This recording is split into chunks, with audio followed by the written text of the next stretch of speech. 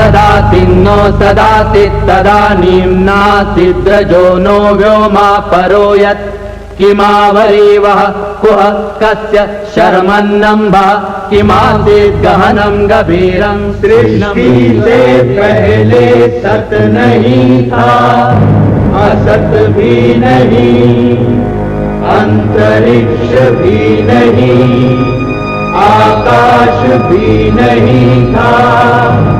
छिपा था क्या, कहाँ, किसने ढका था? उस पल तो अगम अतल जल भी कहाँ था।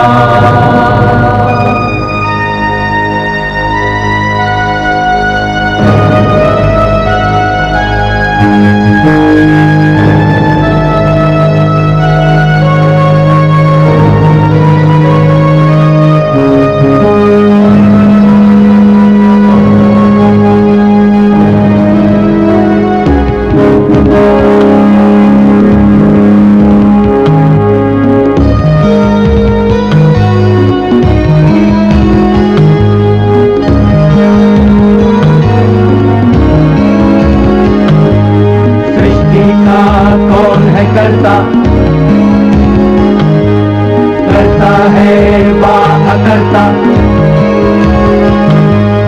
ऊंचे आकाश में रहता, सदा अध्यक्ष बना रहता। वही सचमुच में जानता या नहीं भी जानता है, किसी को नहीं पता, नहीं पता, नहीं है पता, नहीं है पता।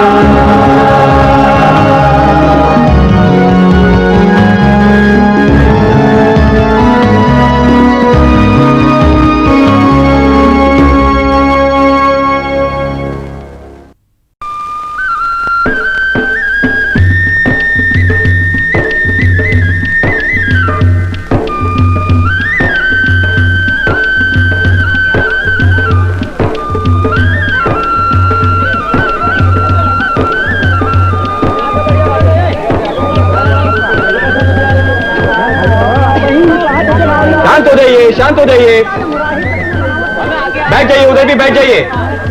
पंडित नेहरू आने वाले हैं। हाँ हाँ बैठिए।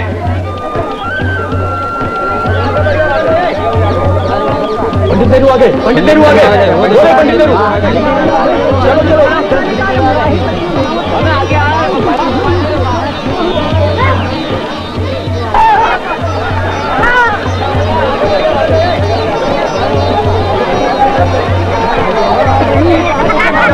भारत माता की जय, भारत माता की जय, भारत माता की जय। पंडित नेहरू जिंदाबाद, पंडित नेहरू जिंदाबाद, पंडित नेहरू जिंदाबाद। भारत माता की जय, भारत माता की जय, भारत माता की जय, भारत माता की जय, भारत माता की जय, भारत माता की जय,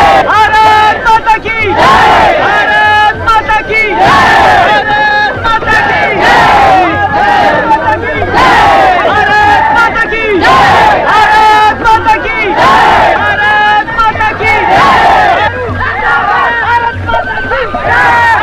की जय। बैठ जाइए आप। बहनों, भाइयों और साथियों, आप लोग जो ये भारत माता की जय के नारे लगा रहे हैं, ये अच्छी बात है। पर आप ये भी जानते हैं कि इन नारों का मतलब क्या है? कौन है भारत माता? किसकी जीत चाहते हैं आप सब? बताइए, मैं भी जानना चाहता हूं। अच्छा तुम बताओ, कौन है भारत माता? बोलो बोलो। अच्छा तुम बताओ, कौन है भारत माता? आप लोगों को कम से कम इतना तो जानना ही चाहिए, किसकी जय? क्या है भारत माता? कभी देखा है आपने?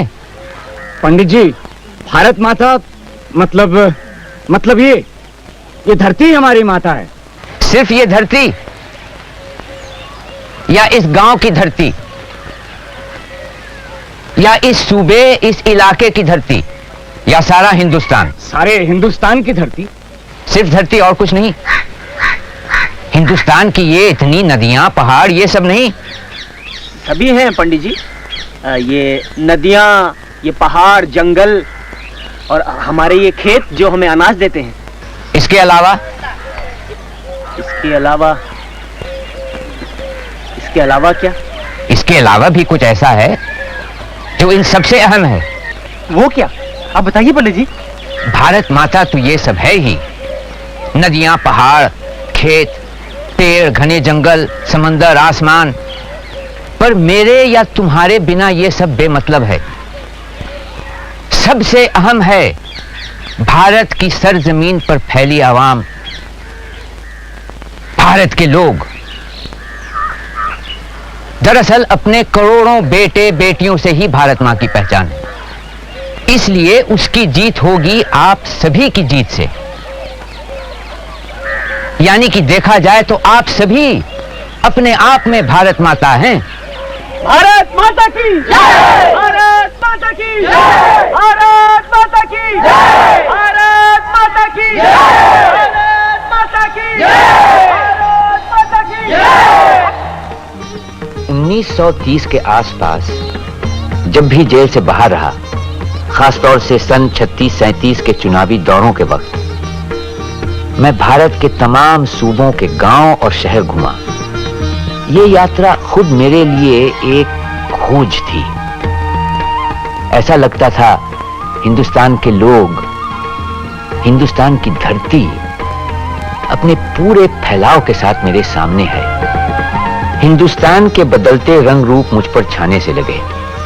इसका विस्तार या अलग अलग रंग तो पकड़ में आ जाते, पर इन सबसे अछूती इसकी आत्मा को समझना मुश्किल था।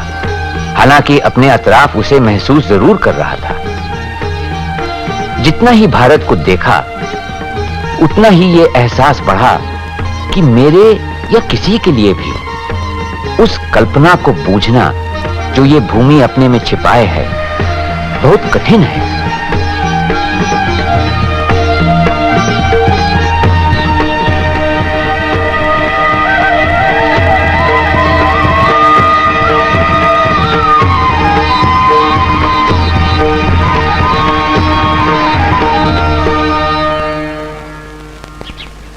कभी तो भारत मुझे एक ऐसे शिलालेख सा लगता जिस पर मुख्तलिफ ख्वाब और ख्याल की तहें एक पर एक जमी हुई हों। फिर भी किसी बाद की लिखी तह ने पहले से लिखी इबारत को न तो मुकम्मल तौर से मिटाया, न ही छिपाया। चाहे इनका गुमान भी न हो, फिर भी दिमाग के चेतन अचेतन हिस्सों में मौजूद सब रहता है, और इन्हीं सब ने मिलकर भारत के पेचीदा और भेद भरे वजूद को शक्ल दी है। हिंदुस्तान एक नक्शे और जोग्राफिये को छोड़कर क्या है? माजी में क्या पहचान थी इसकी? उस समय क्या था जिसने इसे इतनी शक्ति दी? क्यों ये शक्ति खो सी गई? क्या अब भी कुछ बाकी है? आज भी वो रह गया है जिसे हम जानदार और अहम कह सकें, सिवाय इसके कि बड़ी तादाद में यहां लोग बसे हैं?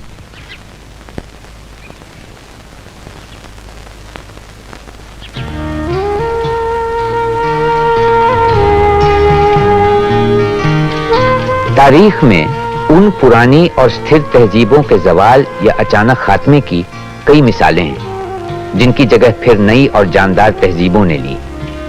क्या वो एक मार्मिक शक्ति है, एक अंदरूनी कुव्वत जो किसी तहजीब या कौम को जिंदा रखती है, जिसके बिना हर कोशिश बेकार सी लगती है, जैसे एक बूढ़ा जवान होने का स्वांग भर रहा हो? सिंधु घाटी सभ्यता भी अपने आप में एक भारतीय सभ्यता थी जो मौजूदा हिंदुस्तानी तहजीब का आधार बनी। कितनी हैरत की बात है कि कोई भी तहजीब इस तरह 5-6 हजार साल तक कायम रहे, वो भी किसी गतिहीन अर्थ में नहीं, क्योंकि भारत में विकास और बदलाव शुरू से आते रहे। ईरान, मिस्र, यूनान, चीन, अरब, मध्य एशिया और भूमध्य सागर के लोगों से भारत का संपर्क रहा। भारत की सभ्यता का बहाव इनसे प्रभावित हुआ, उसने इन्हें प्रभावित भी किया। मगर उसकी अपनी तहजीब की अलग ही पहचान रही। क्या है इस पहचान का राज? कहां से आई हम में इतनी सकत?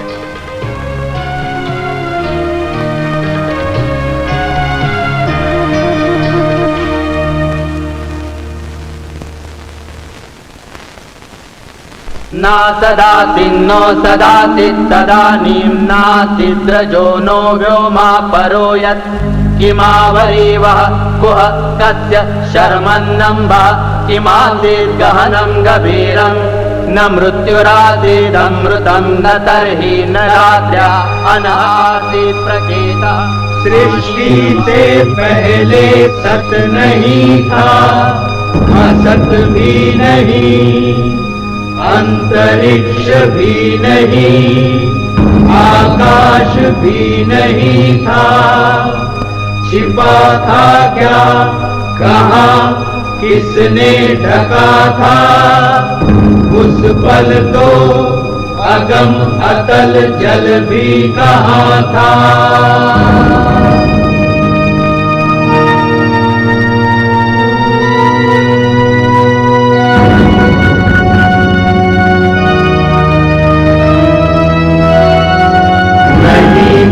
मृत्यु थी, अमरता भी नहीं, नहीं था दिन रात भी नहीं, हवा भी नहीं, सांस थी स्वयमेव फिर भी नहीं था कोई कुछ भी, परम तत्व से अलग या परे भी।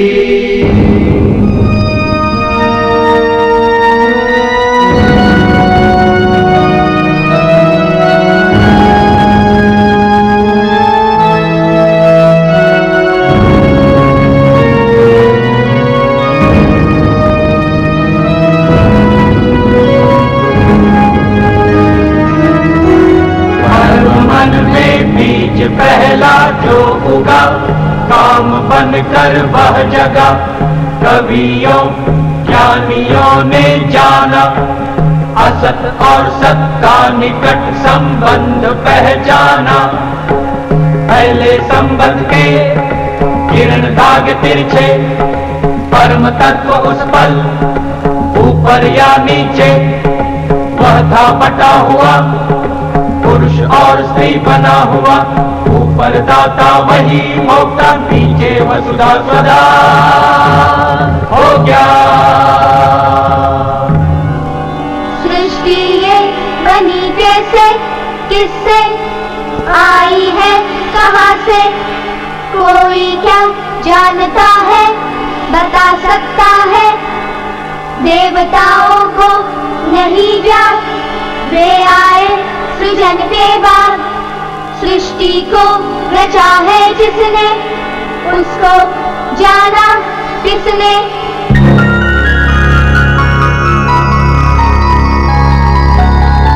सृष्टि का काम है करता, करता है वह अकर्ता, ऊंचे आकाश में रहता, सदा अध्यक्ष बना रहता, वही सचमुच में जानता या नहीं भी जानता है, किसी को नहीं पता, नहीं पता, नहीं है पता।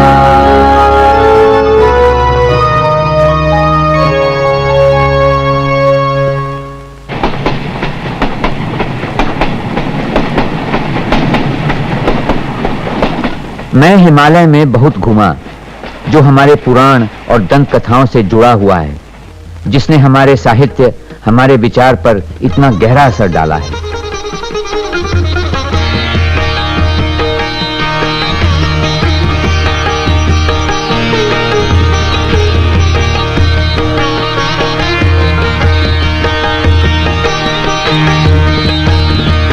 विशाल पर्वतों से मैदानों में बहने वाली नदियों ने भी मुझे लुभाया और हमारी तारीख के अनगिनत युगों की याद ताजा कराई।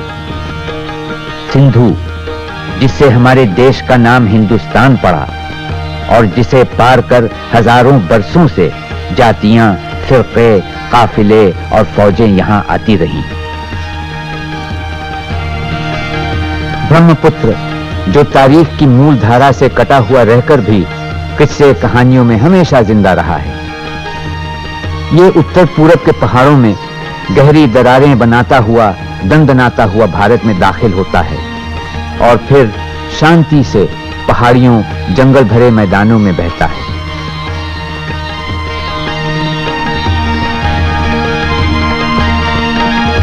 यमुना, जिसके साथ रास, नृत्य और खेल की लीलाएं जुड़ी हुई हैं।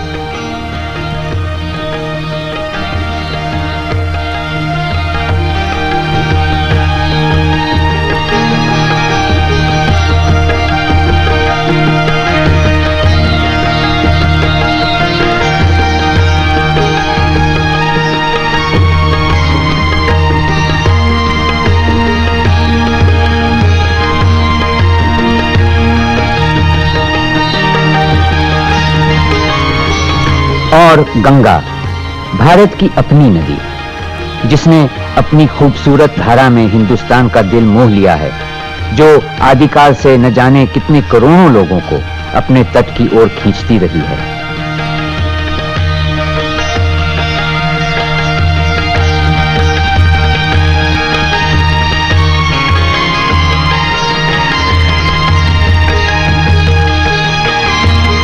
दरअसल गंगा की कहानी स्रोत से सागर संगम तक हिंदुस्तान की सभ्यता और संस्कृति की कहानी है। आदिकाल से वर्तमान तक उन साम्राज्यों के उत्थान और पतन की, विशाल शहर बसने और उजड़ने की, इंसान के साहसिक कारनामों और उस दिमागी खोज की जिसने भारत के विद्वानों को उकसाया। ऐश और इशरत, त्याग और संन्यास, उतार और चढ़ाव, विकास और विनाश की, जिंदगी और मौत की कहानी।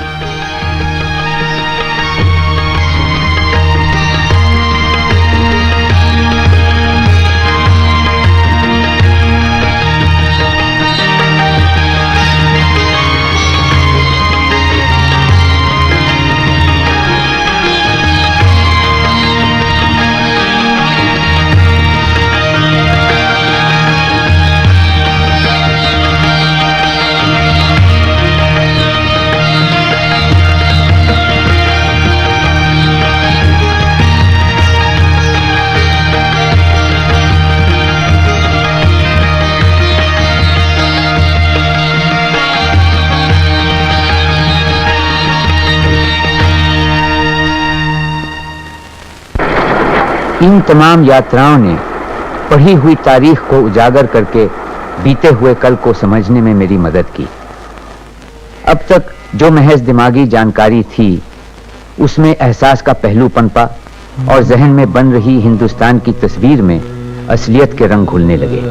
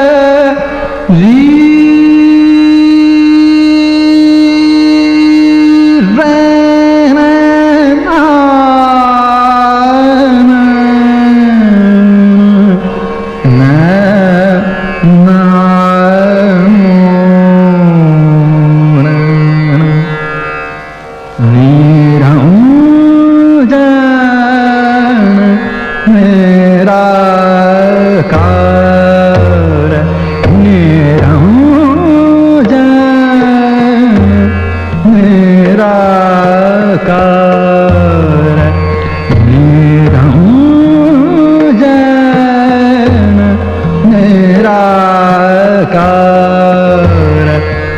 विश्वकादु पालनहार विश्वकादु पालनहार बजता तो है बारंबार बजता तो है बारंबार शरण शरण कर दूं नमो नित सगल संसार शरण शरण कर दूं नमो नित सगल संसार निराकार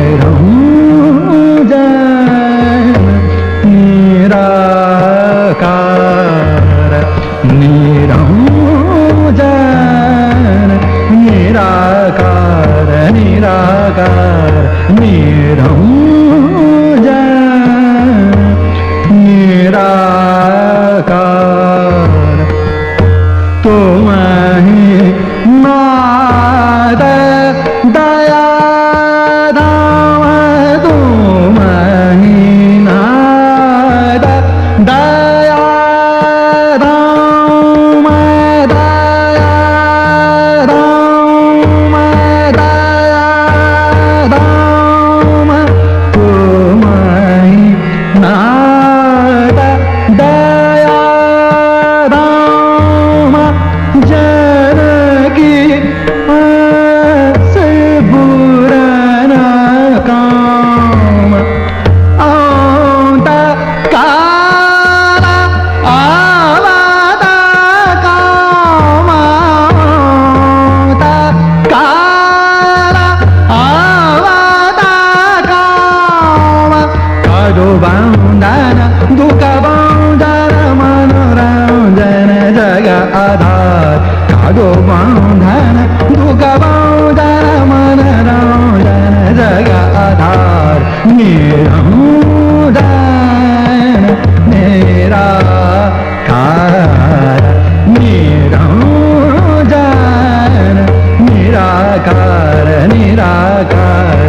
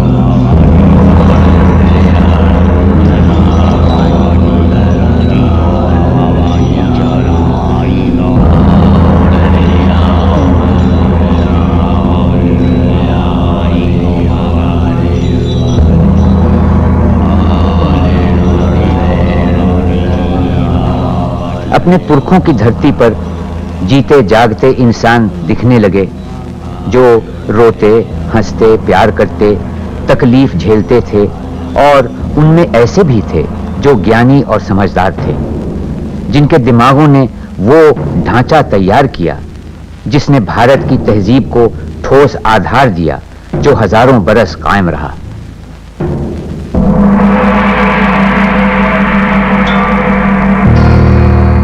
बनारस के नजदीक सारनाथ में गौतम बुद्ध को अपना पहला उपदेश देते हुए मानो अपने सामने देख रहा हूं, और उनके शब्द जैसे 2500 साल की दूरी से गूंजकर मुझ तक पहुंच रहे हैं। देखो, जन्म दुख है, मरण दुख है, जरा दुख है, रोग दुख है। दुख देती अप्रिय की संगत, दुख मनुष्य का आर्य सत्य है। दुख की जड़ है इच्छा, तृष्णा। सुख की चाहत तृष्णा, तृष्णा। स्वर्ग कामना तृष्णा, तृष्णा। मरकर भी बाकी है तृष्णा। तृष्णा ही पापों की माता। तृष्णा मानव आर्य सत्य है। काम तृप्ति भी मोक्ष नहीं है। देह सुखाना मोक्ष नहीं है। तृष्णा छोड़ो, तृष्णा तोड़ो। मोक्ष प्राप्ति की राह यही है, यही सत्य, निर्वाण यही है।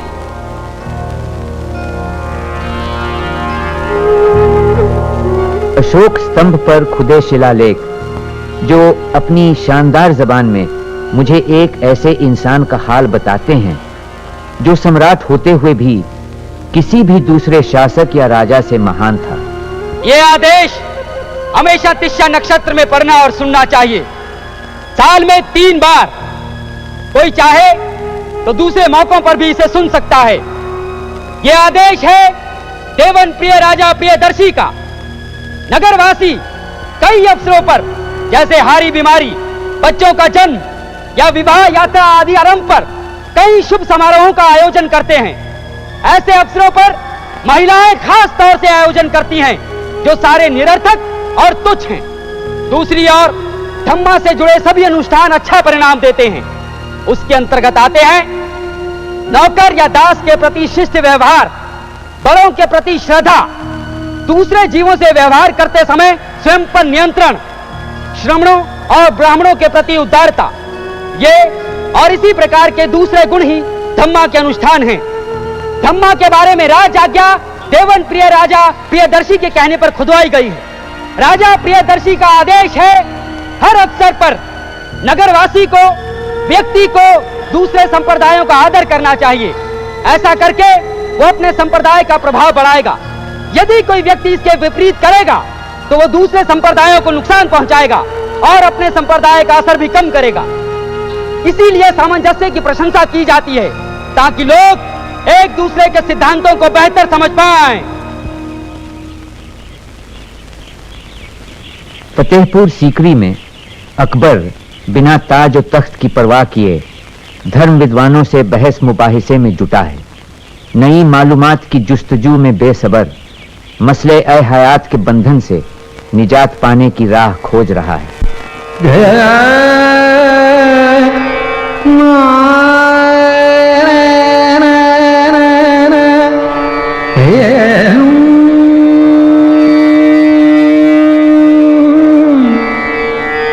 घाटा है जो कारिताओं में। हमें एहसास है कि मुख्तलिफ मजहबों के रूहानी रास्ते जुदा हैं।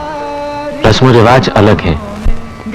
हिंदू, मुसलमान, पारसी, यहूदी और ईसाई सबकी मुख्तलिफ तालीमें हैं, लेकिन हर एक मजहब पर ईमान रखने वाला सोचता यह है कि उसके मजहब की रवायतें औरों से बेहतर हैं। इस ख्याल से वो दूसरों को भी अपने अकीदे पर लाना चाहता है। अगर कोई इनकार कर दे तो उसे हिकारत से देखा जाता है और वो दुश्मन करार दिया जाता है। इन्हीं सब वजहों से हमारे दिल में तरह तरह के शक व शुबा उभरने लगे हैं। इसलिए हम चाहते हैं कि मुकर्रर दिनों पर तमाम फिरकों और मजहबों की दीनी किताबें यहां लाई जाएं और अलग अलग मजाहिब के आलिमों में बहस मुबाहिसे हों ताकि हम उन्हें सुन सकें। श्रृंगारमणि मोतियाना के हार धर मणि जाबी देखी कामनी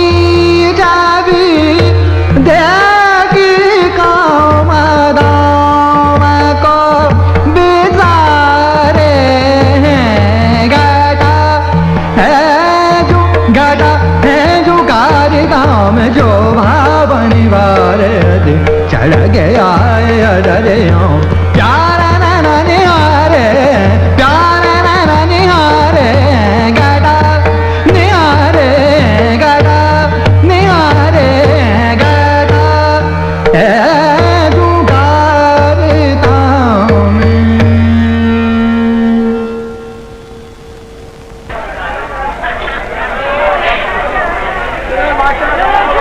हिंदुस्तान एक बहुरंगी देश है, ये तो सब जानते हैं। एक जाहिर सी बात है जो हर एक देख सकता है। फर्क ऊपरी ठाट बाट और रहन सहन में भी दिखाई देते हैं, आदत और सोचने के ढंग में भी। मजहब बदलने से भी तब्दीलियां आई हैं, पर जो तर्ज जिंदगी किसी खास इलाके की पहचान मानी जाती है, उसमें फिर भी इतनी तब्दीलियां नहीं आई। सभ्यता की शुरुआत से हिंदुस्तान के मन में एकता का एहसास जरूर रहा है, लेकिन ये एकता ऊपर से लादी गई कोई चीज नहीं जहां सब एक तरह सोचें, एक सा रहन सहन अपनाएं। वो किसी और किस्म की एकता रही है, जहां विभिन्न सिद्धांतों को एक सा आदर सम्मान मिलता रहा। प्राचीन या मध्यकालीन युगों में एक आधुनिक राष्ट्र का ख्याल था ही नहीं, और सामंती, सांस्कृतिक या जातिबद्ध बंधन ज्यादा मतलब रखते थे। फिर भी मुझे लगता है कि तारीख के किसी भी दौर में एक हिंदुस्तानी भारत के किसी भी हिस्से में जाकर एक अपनापन जरूर महसूस करता होगा, जबकि विदेश में वो अपने आप को अजनबी समझता होगा।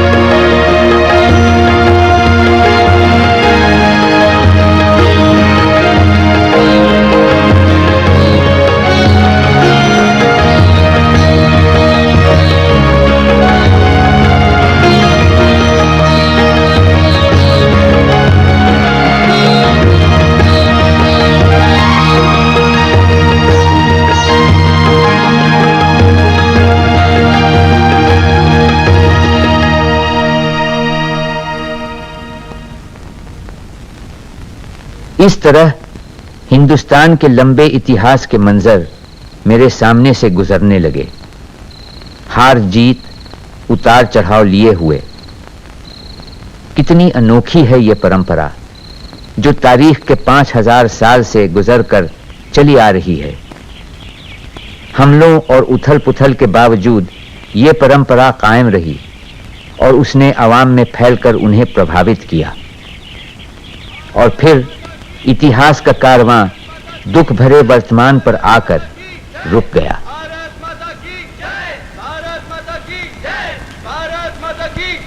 कहीं दूर से नारों का शोर एक गरज की तरह मुझ तक पहुंचा।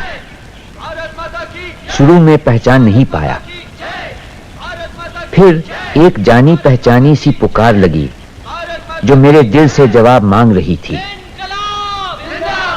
जेल के बाहर न जाने कौन हमारे इनकलाबी नारे दोहरा रहा था। शहर के मर्द औरतें या गांव से आए किसान, जो भी थे, उन्हें सुनकर हम सब खुश हो गए और उनकी उस सलामी का दिल ही दिल जवाब भी दिया।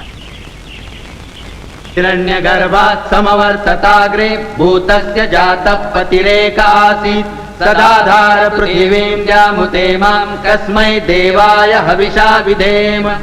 वह था हिरण्यगर्भ सृष्टि से पहले विद्यमान, वही तो सारे भूत जात का स्वामी महान, जो है अस्तित्वमान धरती आसमान धारण कर। ऐसे किस देवता की उपासना करें हम हवि देकर, जिसके बल पर तेजोमय है अंबर, पृथ्वी हरी भरी स्थापित सिर, स्वर्ग और सूरज भी स्थिर। ऐसे किस देवता की उपासना करें हम हवि देकर, गर्भ में अपने अग्नि धारण कर पैदा कर, व्यापा था जल इधर उधर नीचे ऊपर, जगा जो देवों का एकमेव प्राण बनकर। ऐसे किस देवता की उपासना करें हम हवि देकर।